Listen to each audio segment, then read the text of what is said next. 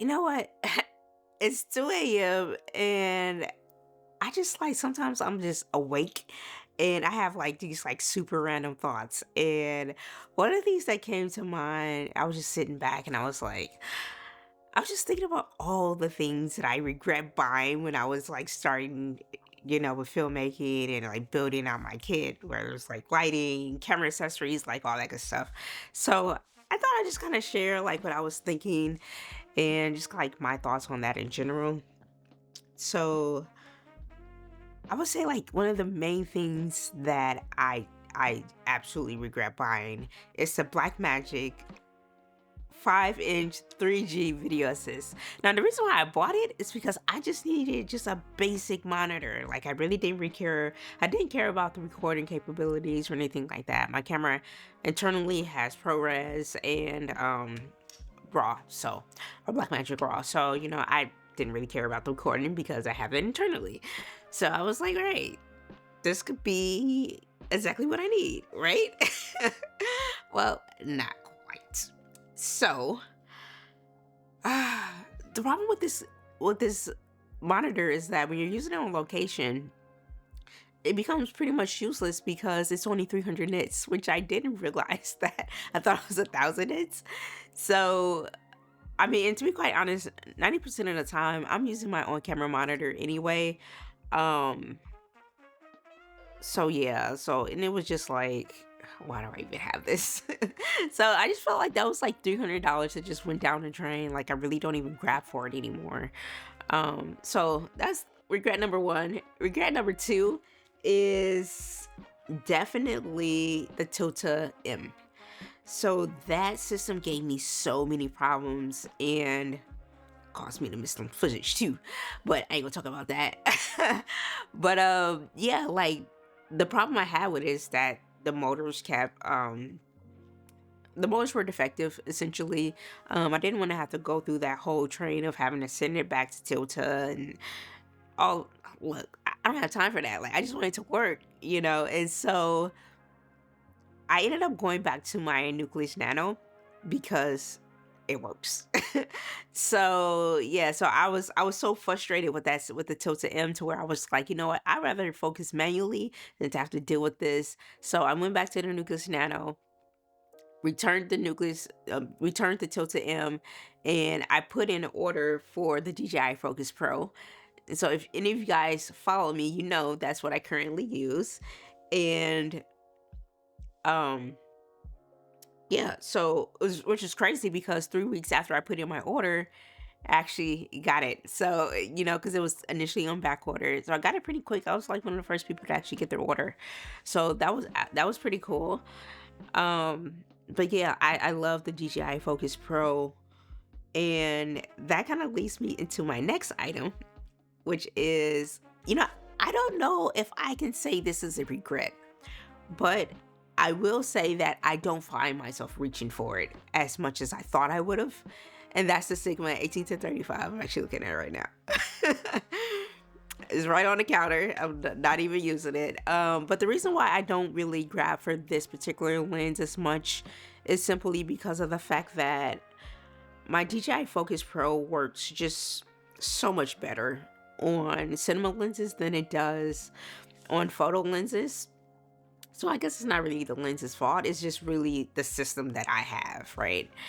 And like I said, like I'm just not grabbing for it as much. And if I could do it all over again, I would have gotten the cinema lens first. I wouldn't have gotten the 18 to 35, and instead I would have gotten the raw light filter because it's something that I really, really need for my camera. Especially with me upgrading to like a more powerful light. I can see myself using my NDs more, but the problem with my camera is that if I go above 2 NDs, um, it starts to bring a lot of magenta into the image, and it's really hard to get that out. And I don't know if you can. Um, so which is basically an OLPF filter would kind of like fix that issue. But yeah, so if I can do it all over again, I would not buy the 18 to 35. Instead, I would get a raw light filter. I probably would have invested probably would have gotten my 600D a little bit sooner, but I would have missed out on that $358 in savings, right? With the whole like Black Friday sale. So yeah, that's what I would have done differently, you know. Um yeah. So that was, I don't know if it's fair enough to say it's a regret because I do use it on my 6K Pro. The only problem is I don't use my 6K Pro that often because I love my Ursa so much. Yeah, so that's like my whole deal on that. So you have the Blackmagic Video Assist, this lens, the Tilta M, and then moving on, I also kind of initially I said I regretted buying the Blackmagic shoulder mount. And the reason being is because it just wasn't as comfortable as the one from a small rig.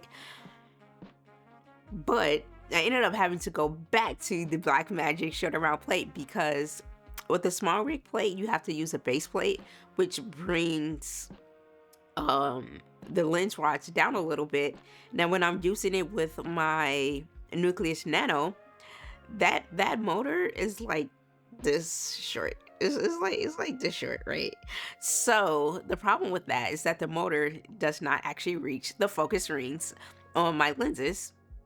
So the lens I'm using is the DZO Film Cata Ace 35-80.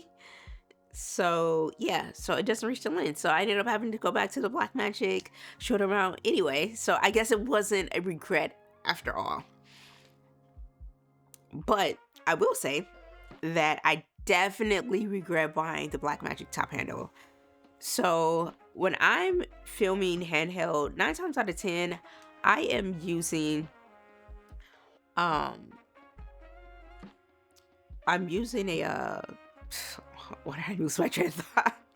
When I'm filming, I'm using my Easy Rig, you know, and essentially it takes the weight off my back, so I'm able to, you know, film handheld for hours with like this huge cinema rig, right?